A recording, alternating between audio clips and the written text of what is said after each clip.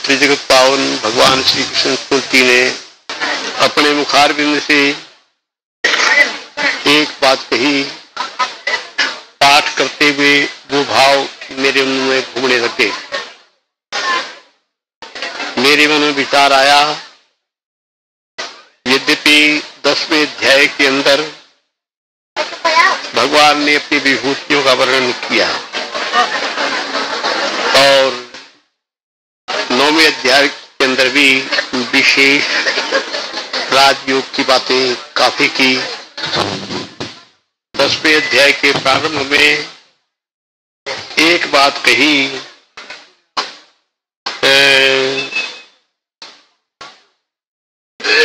देखो उन बातों को समझाता हूँ। 9वें अध्याय में ही वो कार्यक्रम शुरू हो गया। भगवान ने एक बात कही, मच्चित्ता मदगत प्राणा बोधयंता परस्परम कथयंता स्माम नित्यं पुष्यंती धर्मंती च। जो मेरे चित्त वाले हो जाते हैं, जिनके प्राण मेरे अंदर चलते हैं, परस्पर एक दूसरे को संबोधित करते रहते हैं और परस्पर खुश रहते हैं। एवं सतत युक्तानाम भजताम प्रीतिपूर्वकम ददामी बुद्धि योगम तम येन माम उपयांति ते। मैं उनको अपने आप इस प्रकार की बुद्धि दे देता हूँ जो लगातार लगे रहते हैं और प्रेम पूर्वक भजन करते रहते। ददामी बुद्धि योगम तम येन माम उपयांति ते। मैं उनको ऐसा बुद्धि योग दे देता हूँ जिससे वो मुझे प्राप्त हो जाए। तेषामेव अनुकंपार्थम हम अज्ञानजं समः नास्याम्यात्म भावस्थो ज्ञान दीपेन भास्वता। उन लोगों पर कृपा करके उनके अंदर जो अज्ञान का अंधकार है उसको मैं भास्वता ज्ञान दीपेन चमकते हुए ज्ञान दीप के द्वारा नाशयामी खत्म कर देता हूं।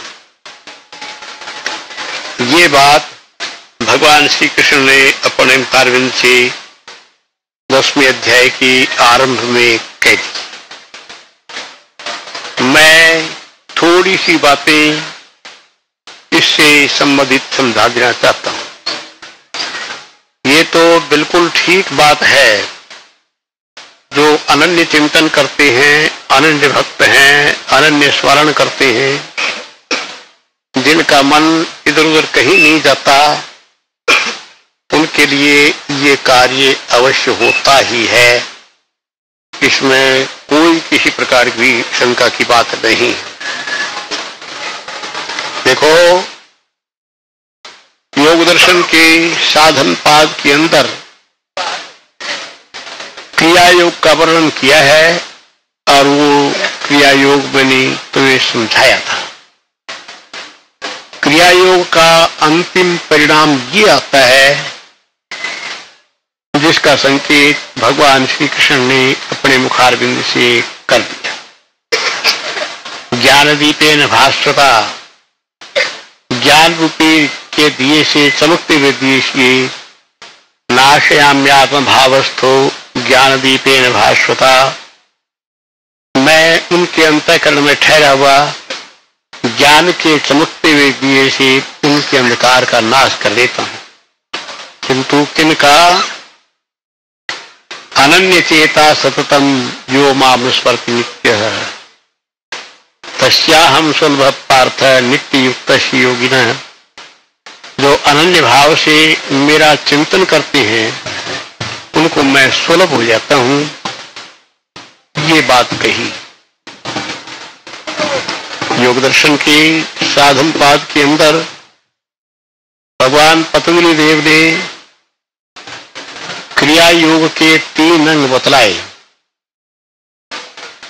तपस्वाध्याय ईश्वर प्रणिधानानि क्रिया योग है। इसका अर्थ यह है तप स्वाध्याय और ईश्वर को आत्मसमर्पण करना ये क्रिया योग कहलाता है।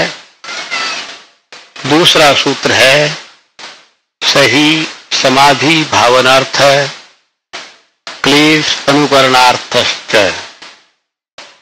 वो क्रिया योग समाधि की पुष्टि के लिए है और क्लेशों के तन्वीकरण के लिए है, क्लेशों को हल्का बना देने के लिए है।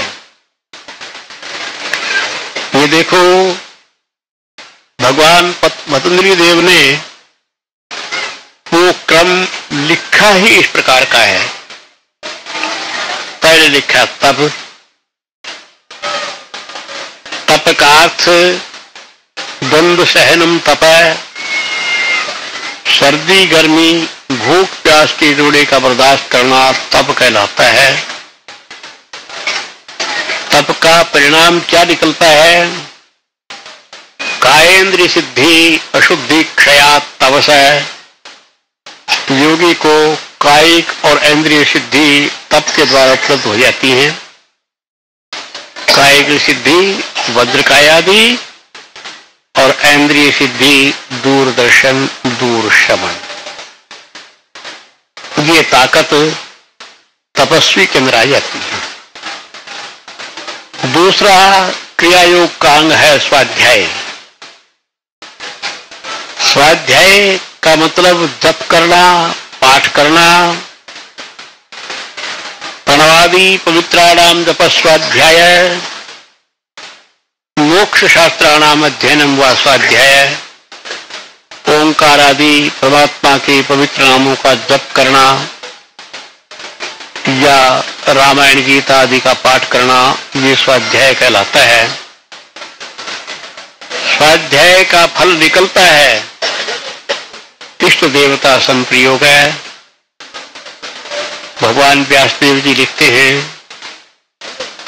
ऋषयो मुनया सिद्धाश्च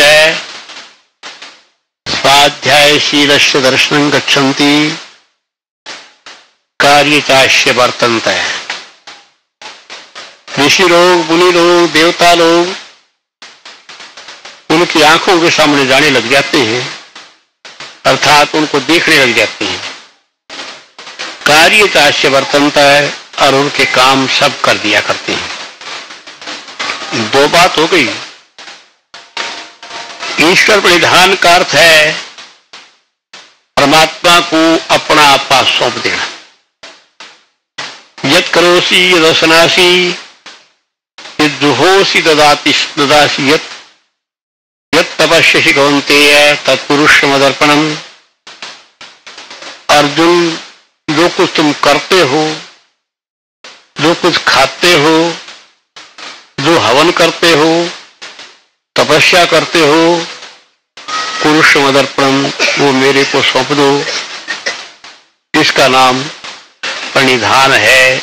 अपना आपा भी सौंप दिया जाए, इसका नाम प्रणिधान है। ईश्वर को आत्मनिवेदन करना। ये तीनों अंग इस प्रकार के हैं। पहले अंग के अंदर मनुष्य जब तप करता है तो उसको इंद्रिय सिद्धि खुद ब खुद उपलब्ध हो जाती है। और तप के साथ स्वाध्याय करता है। उधर तप चल रहा है, भूख प्यास को सहन कर रहा है, उधर उसका स्वाध्याय चल रहा है, मंत्र का जाप करता चला जा रहा है। उसका परिणाम ये निकलेगा, इष्ट देवता संप्रयोग हो जाएगा। ऋषियों की, मुनियों की, सिद्धों की कृपा उसके ऊपर बराबर हो जाएगी। दो कृपाएं, तप के द्वारा दूरदर्शन दूर श्रवण की योग्यता प्राप्त हो गई और स्वाध्याय के द्वारा देवताओं के, सिद्धों के दर्शन होने लगे। अंतःकरण शुद्ध हो गया। शुद्धांतःकरण जो मनुष्य तप करेगा उसके रज और तम नष्ट हो जाएंगे। जो स्वाध्याय करेगा उसके रजतम नष्ट होकर के सतोगुण का प्रकाश हो जाएगा। जब सतोगुण का प्रकाश हो जाएगा तो प्रणिधान हो जाएगा, आत्मनिवेदन हो जाएगा। जिनके अंदर कोई स्वार्थ बना रहता है वो ये कहते हैं ये चीज मेरी है, ये मुझे प्राप्त हो गई है, ये मुझे प्राप्त करनी है। रजोगुण प्रधान व्यक्तियों की यह हालत रहती है। तमोगुण प्रधान सोए रहते हैं, पड़े रहते हैं, आलसी बने रहते हैं। किंतु जिनके अंदर तपश्चर्या है, तप के अंदर सबसे बड़ी बात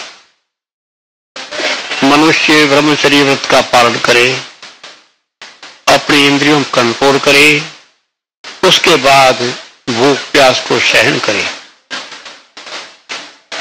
तप का स्वाभाविक नियम है कि उसका इंद्रिय सिद्धि होगी। स्वाध्याय का स्वाभाविक नियम है इष्ट देवता संप्रयोग होगा। शरीर में प्रकाश पड़ गया, जब प्रकाश होगा तो आत्मसमर्पण अपने आप हो जाएगा। उस समय जब मनुष्य का आत्मसमर्पण होता है, प्रणिधान होता है, उस समय वो किसी से बात नहीं करना चाहता, किसी से बोलना नहीं चाहता। उसका मन अपने इष्ट देव के लिए तड़पता है। तत्सुखे सुखित्वम वाली बात उसके अंदर आ जाती है। गुरुदेव